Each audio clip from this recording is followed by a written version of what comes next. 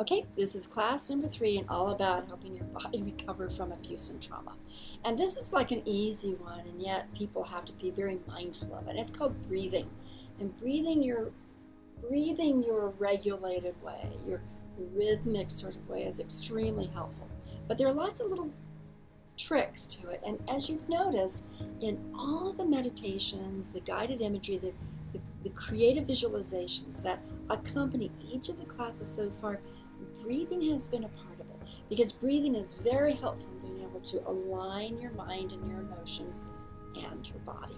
So you want to be able to look at breathing as something you can do in a given moment. You can do it while you're at a red light. You can do it when you wake up. And just even 60 seconds of breathing with regulation can give you such a reminder of what it means to have your body regulate. It helps your body come off of stress breathing, panic breathing, and into, I have a rhythm, I'm regulated, I'm not under stress.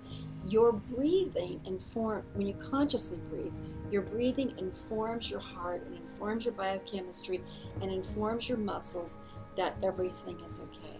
And when your breathing is out of kilter, if you've been accustomed to breathing very shallowly in your chest, or even high behind your sinuses, at the upper part of your chest, and you're not used to getting your breath all the way through your lungs in a sort of organized sort of way, then your body always thinks, oh gosh, you're breathing up here, I must be in a state of panic, this must be kind of frightening, there's something scary going on. So I often have shown you, panic breathing it's inadequate. It's inadequate for the body, it's inadequate for the muscles. What it is adequate for is if you have to be like the quiet little mouse that has to be incognito because a lion will come get it. Or maybe that it's breathing shallowly because you just can't even take the time and the energy. But it's just so shallowly and tight, and your back is tight, and your upper chest is tight, and you're barely getting enough for the blood to be able to properly be oxygenated throughout your body. And you're not really supporting your muscles, you're only supporting a little bit of your brain during that time. But that's not helpful. So what you want to do is, when you notice you're kind of breathing here, to breathe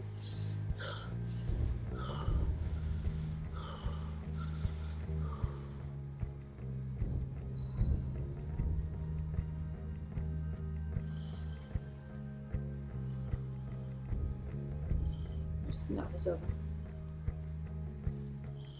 And then if you think, you can close your mouth.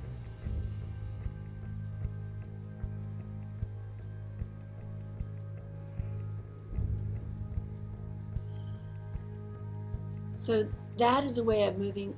You match the intensity of your breathing, the rapidness of it, but you breathe deeper and keep the speed of it, and you do deeper and deeper and slower as you begin to feel, I can really breathe slower now because I'm taking in enough oxygen and exhaling enough carbon dioxide and all the toxins adequately enough that I can do that. Another way of doing it is called box breathing. 4-4-4-4, very popular among yoga teachers, and that's just you breathe in deeply to a count of 4, hold to a count of 4, breathe out, exhale to a count of 4, and then hold the emptiness to a count of 4. So practice that a little bit. We've already done that to some degree in some of the meditations. But the benefit of this is that you're actually teaching real regulation. You've got yourself very programmed in. Another way of doing it is that you breathe in to a count of 7, hold to a count of 4, and breathe out to a count of 7, hold to a count of 3. So it's 7, 7, like you're doing 7, 7, 7. And people break that down in all sorts of different ways. So the goal here is not so much that you conform to other people's kind of yogic breathing process, which is all very, very helpful. There's a whole science, a lot of books written about the power of breathing your body into regulated emotions, the power of taking your body from one state and into other states by way of your breathing and your breathing level. Your power of your breathing to summons your consciousness and your mind and your emotions. It's very, very powerful to be focusing on your breathing. Also, when you are in a state of chaos or you're in a state of obsessing over something, to tell yourself to start focusing on your breathing is really helpful, because once again, it's you saying there's something I'm going to do that deliberately, consciously regulates me. And breathing is an easy thing to do. Noting that's exactly what we're doing with eating. Eating deliberately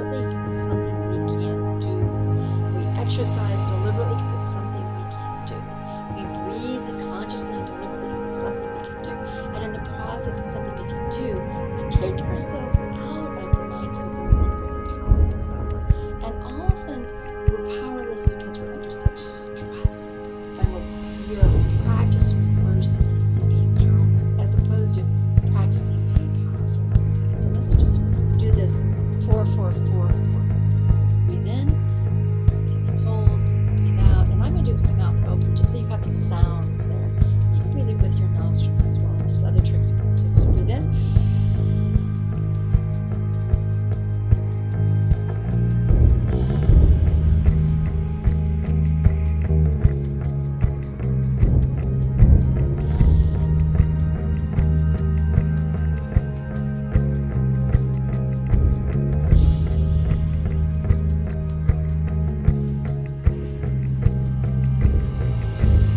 See that even the very nature of taking your fingers and making them a deliberate counting for you becomes a part of the whole body, orienting itself toward intelligent regulation, because it's very, very rhythmic. It's 4, 4 times. Okay.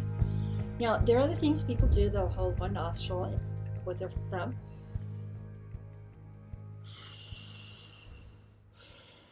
I'm sorry, I did that wrong. You breathe in.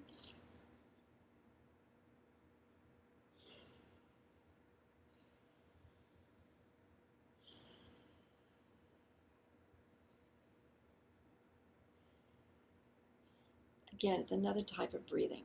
And there's so many variations of breathing. Have some fun with it, actually. You might try to see what type of breathing actually works you out of a stressful moment and moves you into a relaxed moment. And play with your style. When I work with individuals in stress management, panic attack, reactions, anxiety, even depression, and I help them with their breathing, it's not like the core focus of the therapy. But when I help them with their breathing, they begin to play with what matches. I begin to play with what matches them. So if they are really able to breathe because they're just talking, it's like, okay, now we just need to breathe. Now talk. Rest. Now say something. Now you can talk. Now you can say something else, because they begin to breathe in support of their words, as opposed to trying to take breath ins in between each of the words, because all they want to do, all they're focused on is the words. So that the breathing becomes something truly is all about supporting yourself. This is regulating yourself. This is you being in tune to yourself. Now, what's so nice about this, and I'm going to pair this right up, is that breathing regularly also helps create what's called confluence in your heart.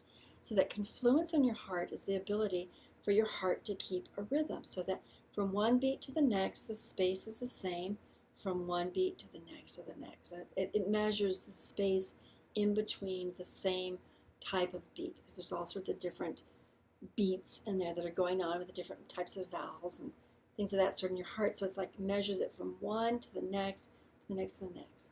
And there's a device I'm going to show you again in an upcoming video that you can use that helps you be able to see whether or not you are breathing with regulation.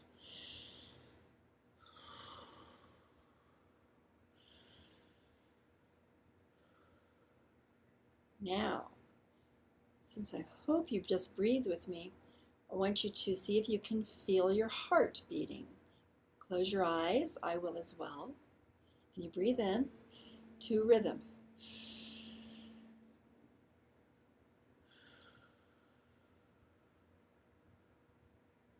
So my rhythm is that I can breathe to 4 beats of my heart.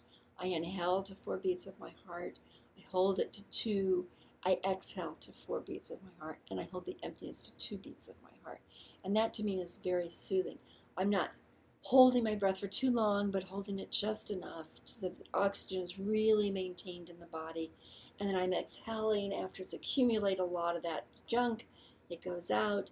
And then I hold the emptiness just to kind of create that space. There's a physiological benefit to doing all of that, but you're paying attention to your heart. So yet again, I want you to see if you can feel your heart. You can feel it in your neck.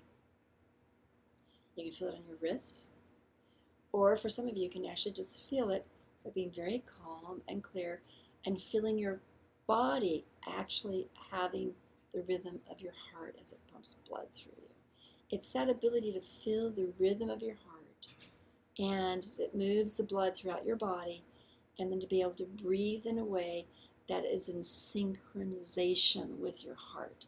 And then, if your heart is not synchronized, if it's dysregulated, then you can still be in the process of taking in a regulated breath until your heart begins to regulate itself as well. Okay, so this is you, once again, being in charge, having your power because of what you do to your body. Okay, see you in the next class.